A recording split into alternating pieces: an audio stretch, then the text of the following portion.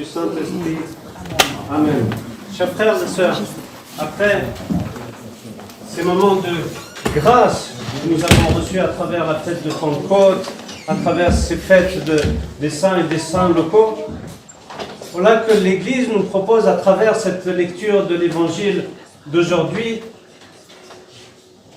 de nous enseigner comment être ses disciples, comment aller à la suite de notre Seigneur Jésus-Christ. En effet, à chaque fois, je vous rappelle que nous avons été touchés, mais nous avons à répondre par rapport à cet appel. Et l'Évangile est si clair d'enseignement. Mais peut-être tellement clair qu'on n'arrive même pas à écouter, même pas à incarner ce que l'Évangile nous enseigne. En effet, c'est si simple, c'est de finalement tout remettre entre les mains de Dieu, d'avoir confiance en Dieu. Mais une vraie confiance, ça veut dire que, comme nous dit l'Évangile, ne pas se soucier de ce qui va se passer demain. On est toujours en train d'amasser, de mettre de côté pour se dire « Ah, je suis tranquille pour demain ». Et on se soucie plutôt de cela, de ce qui va se passer, de ce que j'aurai suffisamment de vêtements, suffisamment d'argent, suffisamment de pouvoir, suffisamment de gloire. Mais vous voyez, tout part en un seul souffle. Regardez l'exemple de l'autre jour où des riches vont faire cette excursion sous-marin pour aller voir le Titanic. Et en une fraction de seconde, tout disparaît. Vous voyez que nous sommes ici comme des pèlerins. Et quel est le but de notre pèlerinage? Ce n'est pas d'avoir cette renommée, ce n'est pas d'avoir cette gloire de se dire « Ah, j'ai fait ci, j'ai fait ça dans ce monde ». Non, c'est « Qu'est-ce que j'ai fait pour mon prochain? Qu'est-ce que j'ai fait pour montrer à Dieu que je l'aime ?» C'est si simple, encore une fois. Qu'est-ce que nous faisons pour rendre gloire à Dieu? Et par des petites choses. Par des petites choses, nous pouvons nous abandonner complètement à Dieu.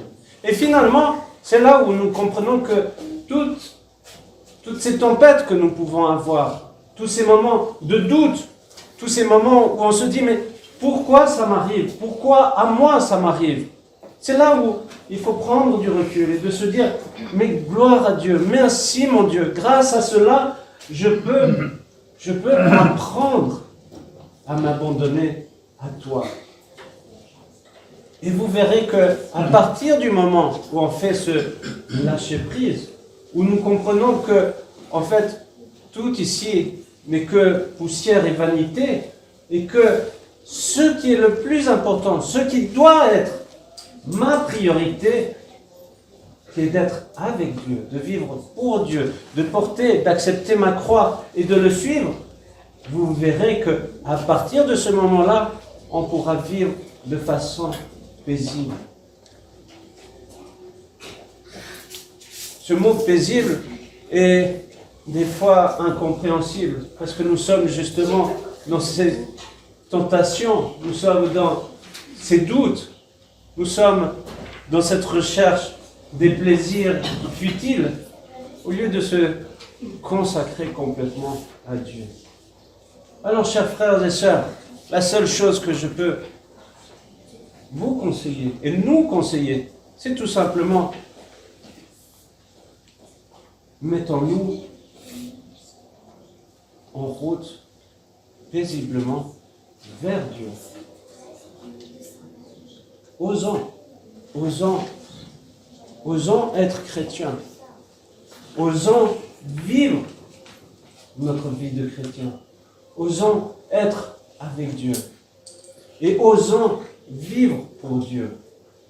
Et de complètement s'abandonner à lui avec l'aide. Vous savez, nous avons cette grâce d'avoir tous ces saints qui sont là. qui sont là pour nous aider, qui sont là pour nous conseiller, qui sont là pour nous guider. Alors, mettons-nous en marche. Ressaisissons-nous. Il y a une certaine tiédeur d'être chrétien. Il y a une tiédeur de vivre notre foi. Nous devons avoir cette réaction de se dire, mais quelle grâce d'avoir reçu le baptême, quelle grâce d'avoir cette lucidité qu'il y a vraiment Dieu. Et là, je m'adresse aux enfants. Vous savez, cette grâce que vous avez d'avoir reçu le baptême.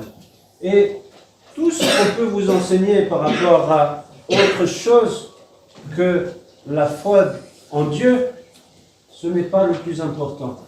Le plus important, c'est de toujours garder cette foi en Dieu, de faire grandir cela, et de se nourrir de cela, et de transmettre autour de nous. Amen.